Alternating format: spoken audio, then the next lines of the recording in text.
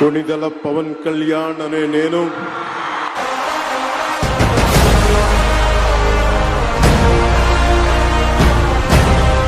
கடத்தல்காரர்களின் புகலிடமாக மாறிய காக்கிநாடா துறைமுகம் 640 ton ration அரிசி பறிமுதல். அதிரடி முடிவு எடுத்த துணை முதலமைச்சர் பவன் கல்யாண் ஆந்திரா மாநிலம் காக்கிநாடாவில் இருந்து பொதுமக்களுக்கு இலவசமாக வழங்கக்கூடிய ரேஷன் அரிசி பதுக்கி வைத்து பல நாடுகளுக்கு கப்பலில் கடத்தப்படுவதாக குற்றச்சாட்டுகள் எழுந்துள்ளது. குறிப்பாக கடந்த காலங்களில் ஒய்எஸ்ஆர் காங்கிரஸ் எம்எல்ஏவாக இருந்த துவரம்புடி சந்திரசேகர் ரெட்டி இந்த கடத்தலுக்கு முக்கிய நபராக இருந்ததாக குற்றச்சாட்டுகள் உள்ளன. காக்கிநாடாவில் தேர்தல் பிரச்சாரத்தின் போது பவன் கல்யாண் துவரம்புடி கடத்தல் சாம்ராஜ்யத்தை அமல்படுத்தி சிறைக்கு அனுப்புவேன் என்று சவால் விடுத்தார். இந்நிலையில் உணவு வழங்கல் துறை அமைச்சராக ஜனசேனா கட்சியை சேர்ந்த நாத்தல்லா மனோகர் இருந்து வருகிறார்.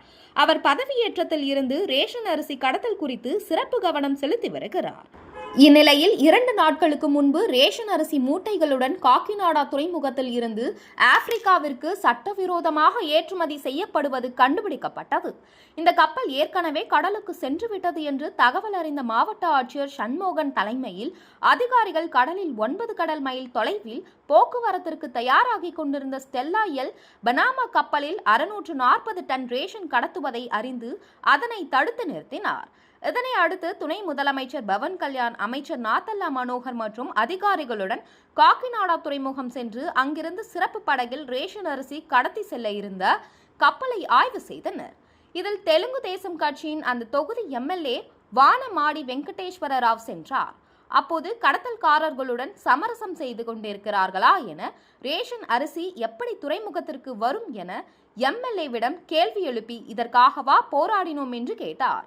மேலும் துறைமுக அதிகாரிகள் மீதும் கோபமடைந்த பவன் கல்யாண் ரேஷன் அரிசியை கடத்தலுக்கு ஏற்றுமதி செய்வதற்காக துறைமுகத்தில் இருந்து அனுமதி அளித்த அதிகாரிகளின் பெயர்களை பட்டியல் தயாரிக்க உத்தரவிட்டார். காக்கிநாடா துறைமுகத்தில் இருந்து இவ்வளவு அரிசி கடத்தப்படும் போது அதிகாரிகள் என்ன செய்கிறார்கள் என்று வசைபாடினார்.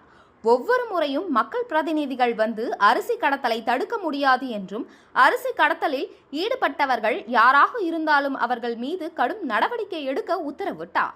மேலும் இது குறித்து உள்துறை அமைச்சருக்கு கடிதம் எழுதவும் உத்தரவிட்டார்.